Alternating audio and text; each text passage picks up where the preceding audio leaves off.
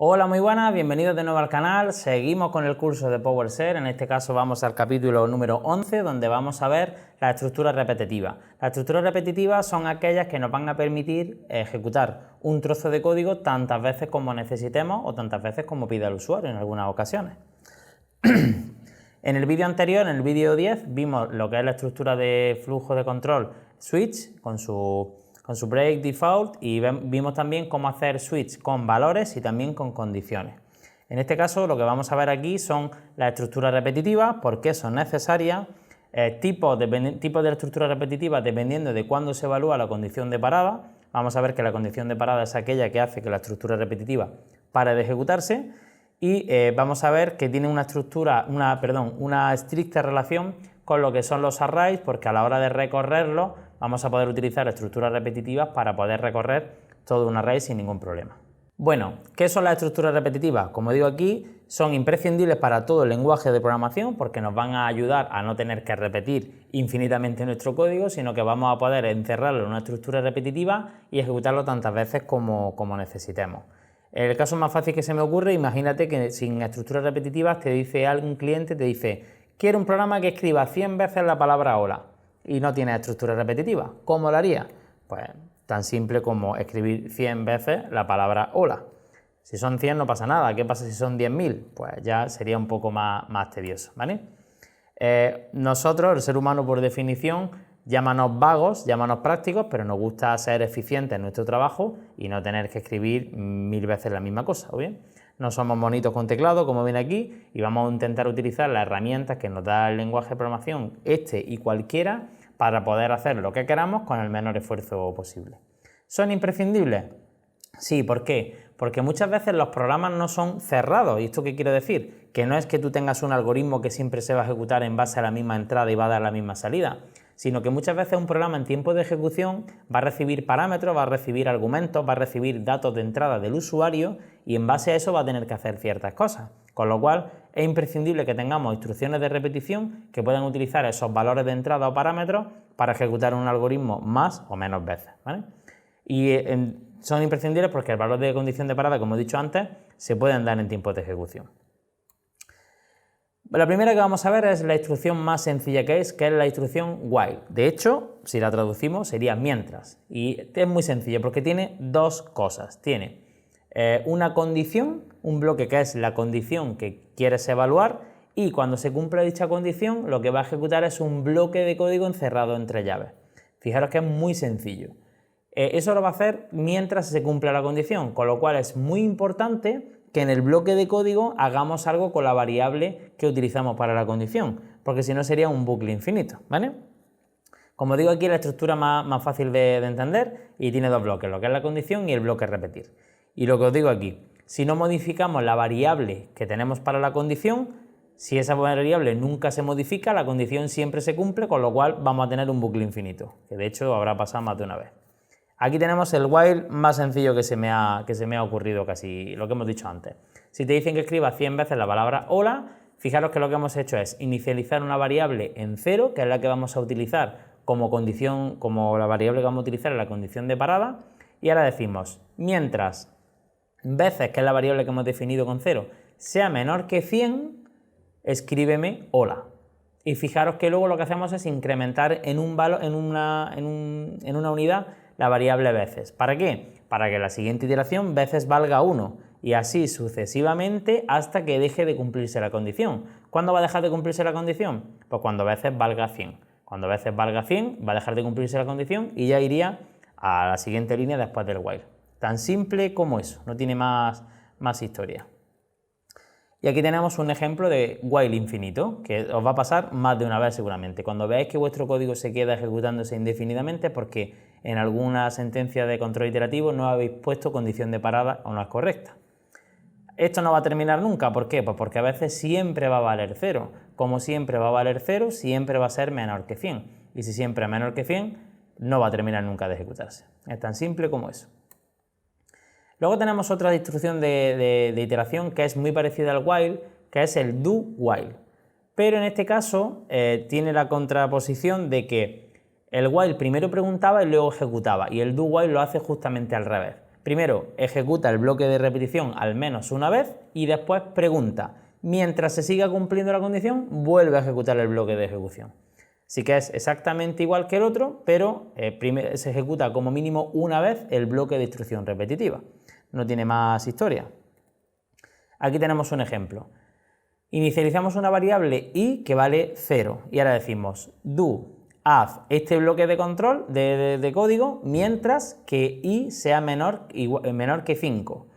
¿Cuántas veces se va a ejecutar esto? Pues se va a ejecutar 5 veces, para 0, para 1, para 2, para 3 y para 4. No tiene más historia. En el momento que la variable i vale 5, como ya no se cumple la condición que hay encerrado dentro del while, saltaría y ya no ejecutaría. Pero fijaros que valga lo que valga i, siempre se va a ejecutar el bloque de instrucciones al menos una vez. ¿Por qué? Porque pregunta al final, no al principio, al contrario que el while. Eso es lo que tenéis que tener en cuenta a la hora de utilizar un do while, que por lo menos una vez se va a ejecutar la instrucción, el bloque de instrucción que tengáis. Bien, tenemos una instrucción un poco más de alto nivel, que es la instrucción for each, ¿vale? Y es la que vamos a poder utilizar para recorrer todos los elementos de un array. Ojo, con while también podemos utilizar la instrucción, vamos a poder utilizarlo para poder recorrer el array, pero es como un poco menos intuitivo, aunque te invito como ejercicio que con while utilices para recorrer e imprimir los elementos de un array. En este caso vamos a ver el for each y en este caso el for each va a tener como argumento obviamente el array que queremos recorrer, ¿vale? Aquí tenemos un ejemplo. Definimos un array que es colores, que está formado por 3 elementos, azul, verde y rojo, y mediante la instrucción for each, fijaros que entre paréntesis tiene una variable y la palabra clave in y el array sobre el que queremos iterar. ¿Esto qué es lo que va a hacer?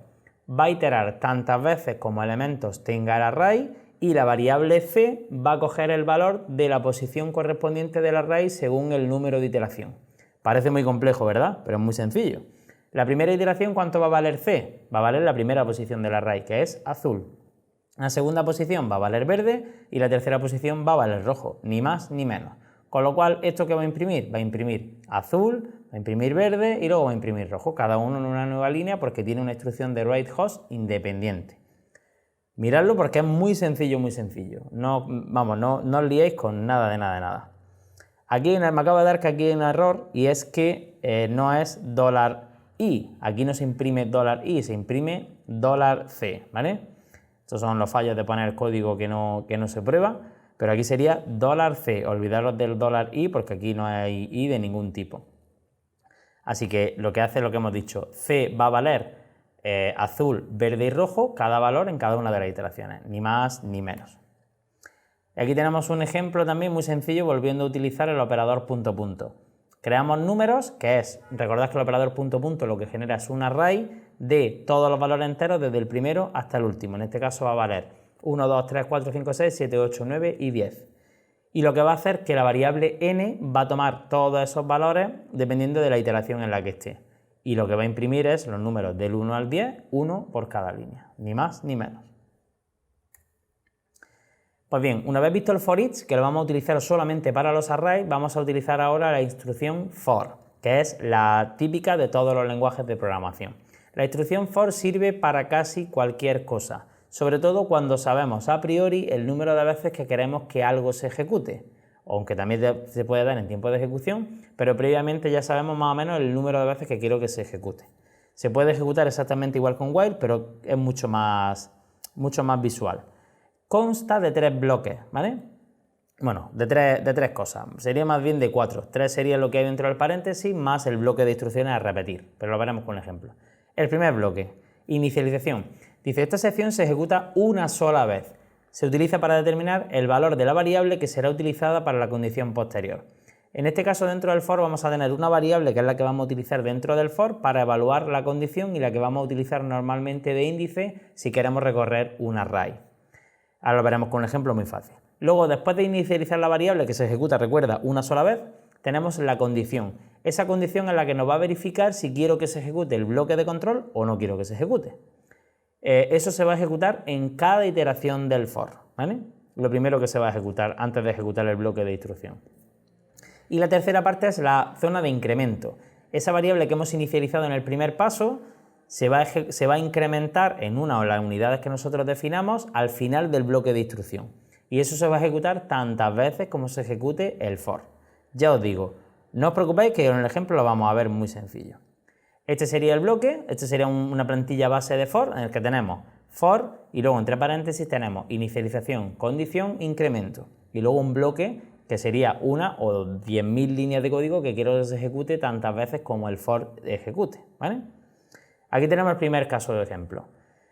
Recordad, inicialización. Aquí estamos inicializando una variable i igual a 0. Recordad que eso se ejecuta una sola vez, la primera vez que se entre en el for.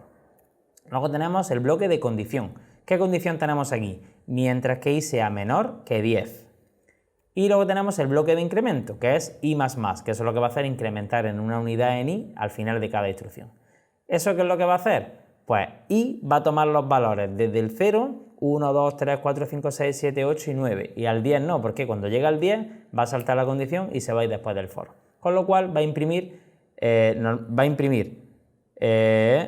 en este caso no va a imprimir 1, 2, 3, 4, 5, 6, 8, 9 y 10, sino va a imprimir 0, 1, 2, 3, 4, 5, 6, 7, 8, 9 y 10, ¿vale?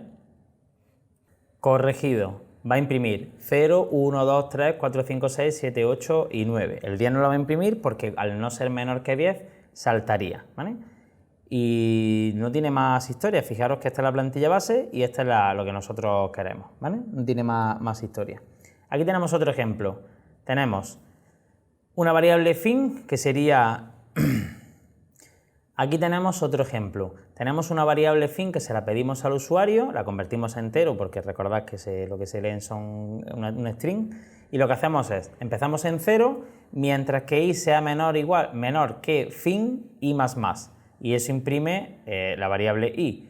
I va a tomar el valor desde 0 hasta el número que yo he introducido, uno menos para ser exactos, y eso va a imprimir todos los números desde el... Aquí tenemos otro ejemplo. Aquí le pedimos al usuario un valor, ¿vale? Que lo guardamos en la variable que se llama fin, y tenemos luego un for que va desde i igual a 0 mientras que i sea menor que el valor que ha metido el usuario i++. Eso se va a ejecutar tantas veces como el valor que haya puesto para fin. Va a empezar en 0, 1, 2, 3 hasta que llegue al fin, con lo cual va a imprimir todos los números desde el 0 hasta el número introducido por el usuario. Y aquí lo puse como ejemplo. Recordad que para iterar sobre array íbamos a utilizar for each, pero se puede utilizar for perfectamente. ¿Por qué? Porque como tenemos una variable que va a inicializarse y luego se va a incrementar de uno en uno, fijaros qué forma más elegante de recorrerlo. Tenemos un array que se llama nombres, que tenemos Motril, Salobreña, Lobres e Ítrabo, que son pueblos de aquí de mi zona. Y luego tenemos un for que tenemos desde i igual a 0, mientras que i sea menor que nombres.len, si recordáis era un método que tenían los arrays para saber cuántos elementos tenía el array, en este caso va a devolver 4, y más. Y lo que vamos a utilizar luego es rateHost, nombres, que es el nombre del array, y vamos a utilizar la variable i como índice numérico del array, con lo cual, como i al principio va a valer 0, luego 1, luego 2 y luego 3, va a imprimir cada una de las posiciones del array, una detrás de otra, una en cada línea. ¿Vale? No tiene más historia. Aquí tenemos un pequeño cuadro resumen que lo he cogido de Songbooks, que si no lo sabéis lo que es Songbooks, buscadlo en Google porque tiene material genial.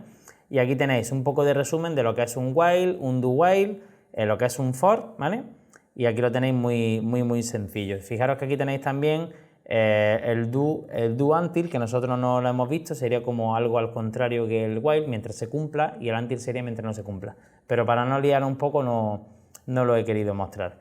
Aquí tenéis tanto el for como el while, la condición se evalúa al principio, y luego el do while se ejecuta primero el bloque de instrucción y luego se comprueba la condición. Ese sería como un pequeño cuadro de resumen y a modo de plantilla también. Y nada más, hasta aquí la estructura repetitiva y hasta aquí la parte también teórica del curso. Luego tenemos 3 relaciones de ejercicios, ¿vale? Que quiero también repasarlo un poco con vosotros porque creo que haciendo ejercicios como realmente se entera uno de todo. Y nada, como siempre digo, si algo no te ha quedado muy claro, vuelve a verte el vídeo, pregunta lo que necesites. Puedes preguntar de forma pública en el canal para que te ayuden otros compañeros o te ayude yo mismo, o también te dejo aquí mi Instagram personal, que es @bienvenidosaez, para que preguntes todo lo que necesites. Si me quieres seguir también me puedes seguir, que hago también bastante contenido referente a la oficina y a la asociación. Y nada más, como siempre digo, investiga, aprende y comparte.